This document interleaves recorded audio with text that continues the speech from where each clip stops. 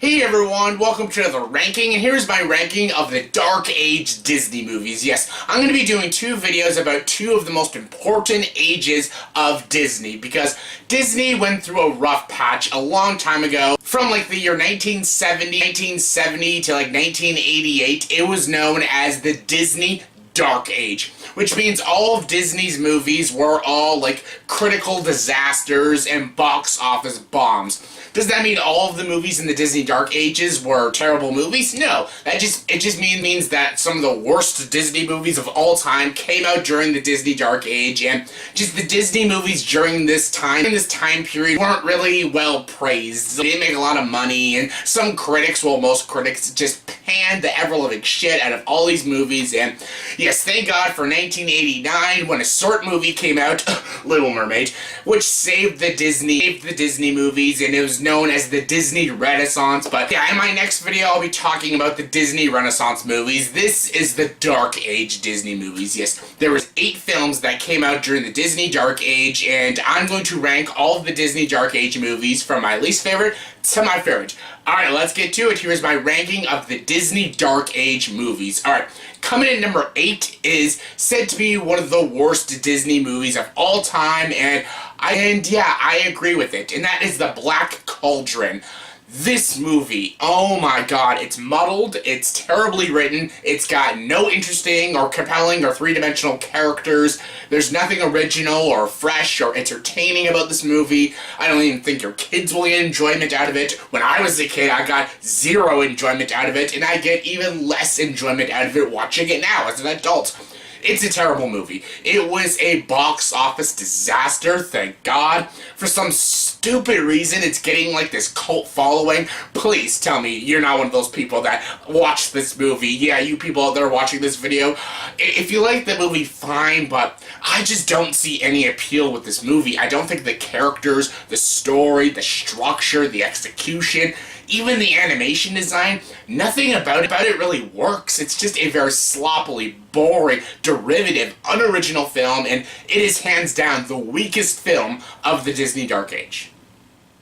Coming in number 7 is the Aristocats. Yes, the Aristocats, I think, was the very first movie that began the Disney Dark Age, and for good reason. This movie is god-awful. This movie is very overrated. I forget what the rating is on Rotten Tomatoes. I think it's in like in the high 60s, 70s or something. Again, a lot of people love the Aristocats. I freaking despise this movie. Even when I was a child, I could not stand this movie. Nobody in my family liked this movie, and I did not like it. I didn't like the characters. I thought the story and premise was really stupid.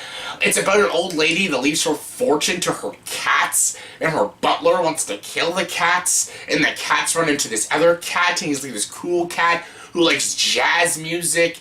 Then there's these dogs that get involved, and there's these side villains, and oh my god. I can't stand this movie. The animation, again, nothing spectacular. I hate every one of these characters. They're all such irritating characters. None of them is interesting. None of them are three-dimensional. None of them are well-written characters. And I could not stand any of the songs. I only remember really one song, because I've only seen this movie twice ever, because twice is enough for me. And the one song I remember, it's the most annoying song, like, it's one of the most annoying Disney songs ever. It's that song, the Everybody Wants to Be a Cat. Ugh, ear poison, just ear poison. Everything about this movie is just ear poisoning, the characters, the story, everything. I just don't want to talk about this movie anymore. I hate this movie, very overrated, and there's a reason why this movie began the Disney Dark Age. Coming number 6 is Oliver and Company. Yes, this actually was the last movie of the Disney Dark Age, and box office wise, it didn't do that bad. Critically, it did pretty bad, actually. It's like a 40% on Rotten Tomatoes, and I sort of agree with it. I don't think this movie is very good, Oliver and Company. Again, this movie is actually it's not trying to be interesting, compelling, heartwarming, or entertaining. This movie's just trying to be cool and hip and with it and stuff, and God, it's annoying, and God, it's stupid at times. And I was, again, zero investment with the characters or story. I didn't care for the songs either. I know some people love these songs. I know many people love this movie because of nostalgia. honestly, if you like this movie, that's fine. It's the Aristocat fans. I just can't understand that. But if you like Oliver and Company, that's fine. I personally can't stand it, but if you like it, that's cool. There is one thing I like about it, is that it's the ending climax with the car chase. It's actually a pretty intense scene, and honestly, there's some pretty creepy imagery and stuff, and it had me invested just in that one scene, the car chase scene in the third act. Other than that, the movie I did not like. I didn't like the characters, the comedy, the animation, the story.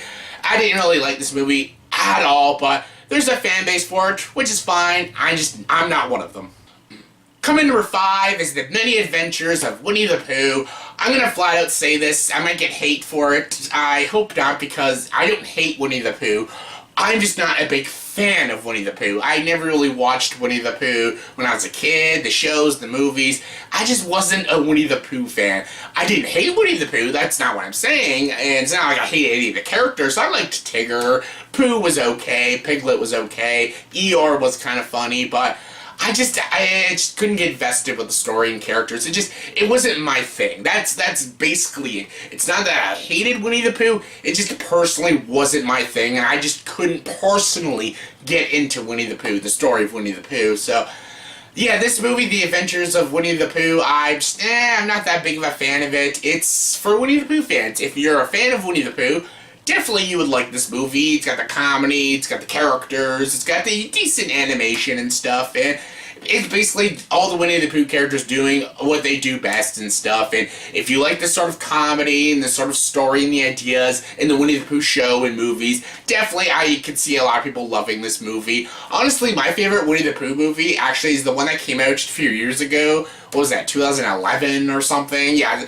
that was actually not a bad movie. That's actually my favorite Winnie the Pooh movie. But this one was just okay. Again, this is for Winnie the Pooh fans. This is what this movie is for fans of Winnie the Pooh, and I'm not a fan of Winnie the Pooh, so it's just okay to me. Coming number 4 is Robin Hood. Yes, this movie, again, it's okay. I talked about this in my ranking of the Robin Hood movies, and there are some things that I love about this movie, but then there's other things I don't really love about this movie. I don't like some of the side characters, the villains are just Robin Hood's cool, Little John's pretty cool. I love that they're all animals, and I love that Robin Hood is like a fox and stuff.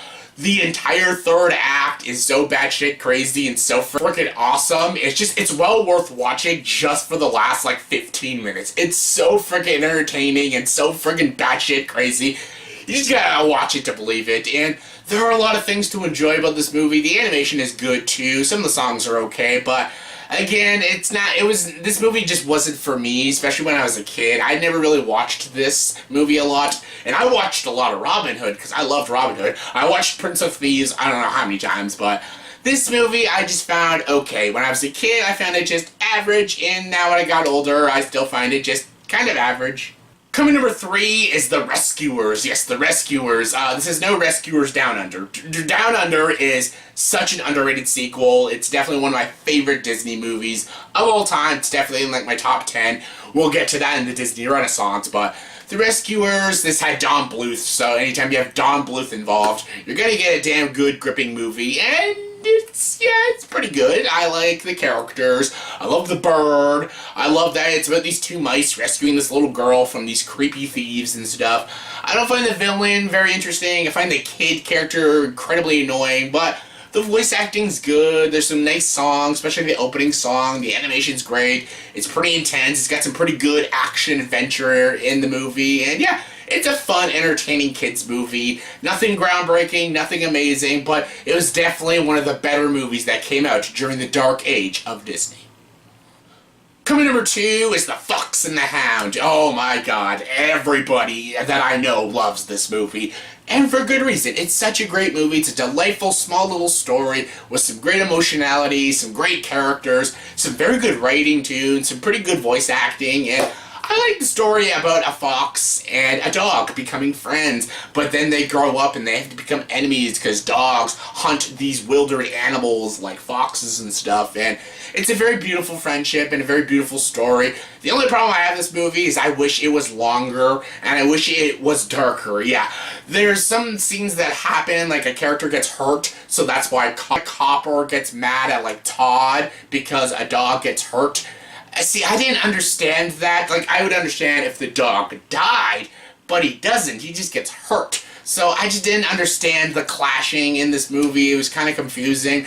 Again, if someone died, like the master died, or the dog died, I can understand why Copper would get mad at Todd, but none of that happened, so it was very confusing why they were clashing and bumping heads. I get they were raised to hate each other, but the beautiful friendship in the beginning showed that they have no reason to hate each other and stuff. But yeah, that is my only problem with the movie. The problem, why they are clashing. It's confusing and stuff. But all in all, the movie is still great. Very beautiful, very delightful, very heartwarming. And again, I loved it as a kid, and I loved it just as much as an adult. And it's just a really good, delightful film. And again, one of the better movies of the Disney Dark Age. And my number one favorite movie of the Disney Dark Age is The Great Mouse Detective. Oh, this movie's so good, especially if you're a Sherlock Holmes fan, because that's what this movie is. It's Sherlock Holmes, but as a mouse. The mouse is actually a mouse that lives with Sherlock Holmes and stuff, and he studies Sherlock Holmes and stuff, and it's so funny. It's about this mouse and his new partner, and they're trying to find this little person with this child, and it all leads to the villain Ratigan, voiced by Vincent Price, and I love this movie. It's a great mystery. It's pretty thrilling. It's incredibly dark, especially at the ending with the clock tower, Ratigan going batshit crazy and stuff. And there's not a lot of musical numbers. I love the Ratigan musical number. It's so great. I love Ratigan as a villain. He's definitely one of my favorite Disney villains. Top 5 for sure. And I love these characters. I love a Sherlock Holmes Disney movie. That's just so genius, and the fact that they're mice makes it all the more comical, all the more interesting. And I love the worlds they go to, and these sewers, these clubs, these bars, and it's just so funny and so entertaining. And this was the light for the Disney Dark Age, because it was a dark time, and The Great Mouse Detective was the big shining light.